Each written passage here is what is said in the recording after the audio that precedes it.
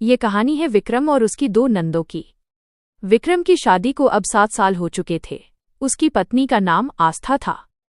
आस्था दिखने में साधारण थी, रंग थोड़ा सांवला, कद 5 फुट 2 इंच। मगर विक्रम को वो पहली नज़र में ही पसंद आ गई थी, क्योंकि उसकी बातों में एक अलग ही मिठास थी।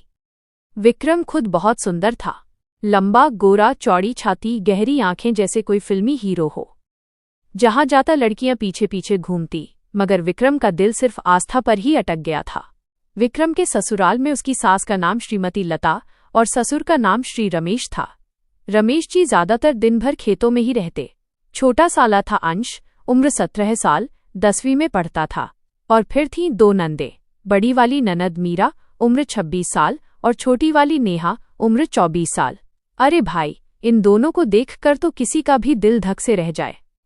मीरा का रंग दूध सा गोरा, लंबे लंबे बाल जो कमर से नीचे आते थे, आंखें बड़ी बड़ी, काजल लगी हुई, होंठ गुलाबी। जब चलती थी तो उसकी चाल में एक अलग सी लय थी, जैसे कोई परी उतर आई हो। नेहा भी कम नहीं थी, उससे भी ज्यादा शरारती, फिगर एकदम परफेक्ट, कमर पतली, और हंसते वक्त 2 गड्ढे पड़ते थे गालों में। दोनों बहनें अनमैरिड थीं और दोनों के मन में एक ही बात रहती थी, काश हमारी शादी भी जीजू विक्रम जैसे किसी सुंदर लड़के से होती। देवर भाभी की सेवा। विक्रम जब भी ससुराल आता, दोनों नंदे उसकी खातिरदारी में लग जाती। चाय बनाना, नाश्ता करना, कपड़े प्रेस करना, जूते पॉलिश करना, सब खुद ही कर लेती। विक्रम की पत्नी आस्था को कभी कभी जलन भी होती, मगर वो कुछ कहती नहीं थी। उसे लगता था कि दोनों उसकी छोटी बहनें हैं और जीजू को भाई मानती होंगी, मगर सच ये नहीं था। एक दिन की बात है, विक्रम और आस्था ससुराल में आए हुए थे मिलने के लिए। अगले दिन सुबह सुबह की बात है, विक्रम अभी सोकर उठा ही था। गर्मी के दिन थे, वो सिर्फ बनियान और लोअर में था, बाल बिखरे हुए, आंखें अभी भी नींद से भरी हुई थीं। वो आंगन में आया, मुंह हाथ धोने के लिए तुलसी के पास पानी का लोटा रखा था। मीरा वहां पहले से खड़ी थी, दुपट्टा सरकाए हुए, गले की चैन दिख रही थी। उसने विक्रम को देखते ही मुस्कुराते हुए कहा, जीजू आप उठ गए, मैं अभी आपके लिए गरम गरम जलेबी लेकर आती हूँ, रात में ही बनाई थी। विक्रम ने मुस्कुराते हुए कहा, अरे मीरा, तुम भी ना, जब मैं आता हूं तुम इतना परेशान क्यों होती हो मेरे लिए? मीरा ने आंखें नीची करके कहा, परेशान? अरे जीजू, आपके लिए तो कुछ भी कर सकती हूँ, जो आप कहो मैं सब कर सकती हूँ आपके लिए। उसी वक्त नेहा भी आ गई, हाथ में विक्रम का प्रेस किया हुआ कुर्ता लेकर। उसने मीरा को देखकर मुस्कुराते हुए कहा, दीदी, तू तो जीजू को जलेबी खिलाएगी, मैं तो जीजू को आम का शरबत पिलाऊंगी, बिल्कुल ठंडा ठंडा। विक्रम ने दोनों को देखकर हंसते हुए कहा, अरे तुम दोनों लड़ रहे हो मेरे लिए, मैं दोनों चीजें खा भी लूंगा और पी भी लूंगा, कोई गम नहीं, लेकिन तुम दोनों आपस में मत लड़ो। अरे मैं तो तुम दोनों की खातिरदारी से तंग हो चुका हूं। फिर तीनों हंस दिए। फिर मीरा और नेहा एक दूसरे को देखकर मुस्कुराईं। दोनों की आंखों में एक ही चमक थी। खाने की मेज पर दुलार। दोपहर में खाना खाते वक्त भी यही सिलसिला था। सास श्रीमती लता ने सबको परोसा। आस्था विक्रम के बगल में बैठी थी। मीरा और नेहा आमने सामने बैठी थीं। विक्रम की सास ने कहा, विक्रम बेटा, आज मैंने तेरे लिए विशेष कढ़ी बनाई है, तेरी फेवरेट। विक्रम ने कहा, माँ जी, आप लोग मुझे इतना लाड़ करते हो, क्या करूं? तुम सबने मेरे लिए अलग अलग चीजें बनाई हैं, समझ में नहीं आता मैं क्या खाऊं और क्या न खाऊं। तभी मीरा ने प्लेट में से एक बड़ा सा पापड़ उठाकर विक्रम की प्लेट में रखते हुए कहा, जीजू, ये पापड़ मैंने खुद तला है, आपके लिए ही, खाकर देखिए कितना क्रिस्पी बना है। नेहा ने तुरंत अपनी प्लेट से 1 चम्मच अचार निकालकर विक्रम की प्लेट में डालते हुए कहा, और जीजू, ये अचार भी मैंने बनाया है, मीठा तीखा, बिल्कुल आपके स्वाद का। दोनों नंदों की इतनी खातिरदारी का कर्ज जीजू आगे कैसे उतारेंगे? नंदे अच्छे से जानती थीं। उधर आस्था चुपचाप देख रही थी। उसने विक्रम की तरफ देखा, फिर ये दोनों बहनों की तरफ। उसे कुछ अजीब सा लगा, मगर चुप रही। रात का बढ़ता आकर्षण। फिर शाम को सब लोग छत पर बैठे थे। गर्मी थी, पंखा चल रहा था। विक्रम कुर्सी पर बैठा अखबार पढ़ रहा था। मीरा और नेहा उसके पास ही चारपाई पर लेटी हुई थीं।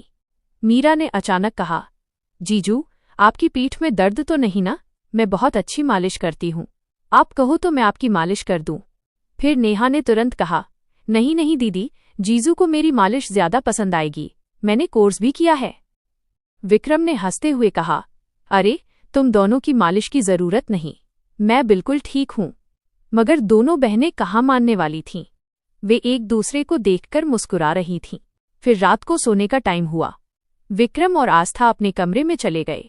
मीरा और नेहा अगले कमरे में सोती थीं। दीवार पतली थी, आवाजें आती जाती रहती थीं। मीरा ने फुसफुसाते हुए नेहा से कहा,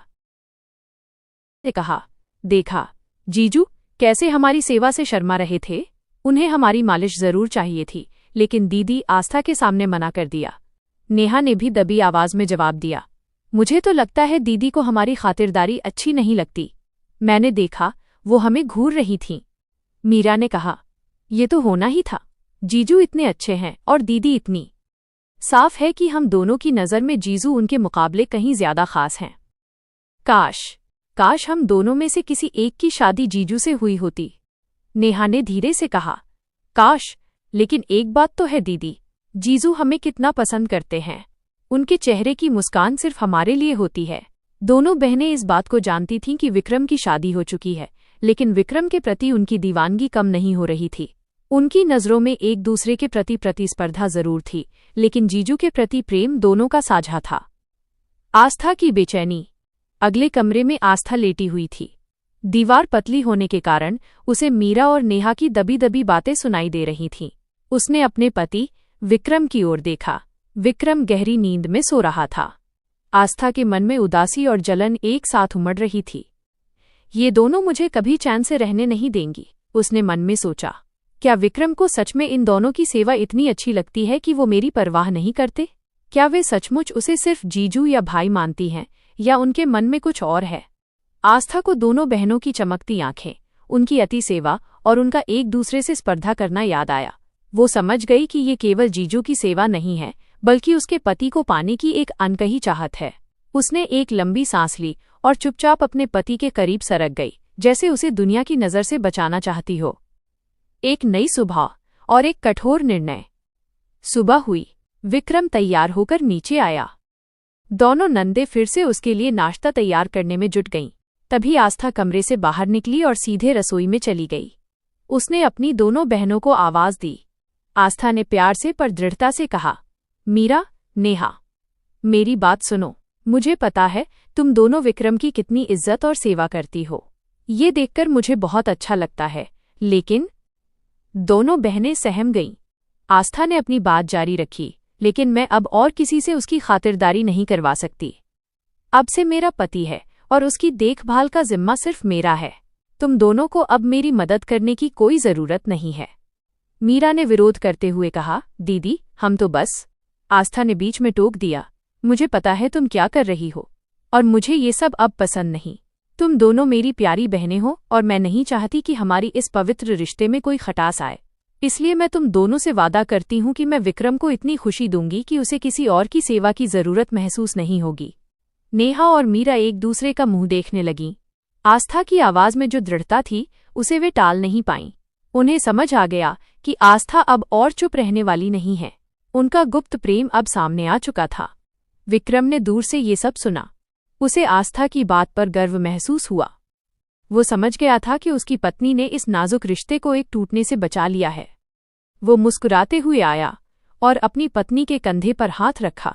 विक्रम ने प्यार से दोनों नंदों को देखा और कहा, बच्चों, तुम्हारी भाभी ने सही कहा। तुम दोनों से बढ़कर मेरे लिए कोई नहीं है, लेकिन अब मेरी बीवी मुझे अपने हाथ से खाना खिलाएगी। मुझे उसकी खुशी प्यारी है। मीरा और नेहा मुस्कुराईं। उनके चेहरे पर थोड़ी उदासी थी, लेकिन आस्था के प्यार और विक्रम की विनम्रता ने उन्हें समझा दिया कि अब ये खेल खत्म हो गया है। वे समझ गईं कि उन्हें अपनी जगह और अपनी सीमा को जानना होगा। उपसंहार। उस दिन के बाद मीरा और नेहा ने अपनी हदों में रहकर विक्रम से व्यवहार किया। उनकी खातिरदारी की जगह अब उनके बीच एक सामान्य स्वस्थ ननद जीजा का रिश्ता बन गया। आस्था और विक्रम का वैवाहिक जीवन और भी मजबूत हो गया, क्योंकि आस्था ने अपने प्यार और अधिकार के लिए खड़े होकर अपने रिश्ते को अनकहे खतरों से बचा लिया था। क्या आप चाहते हैं कि मैं इस कहानी से जुड़ा कोई छोटा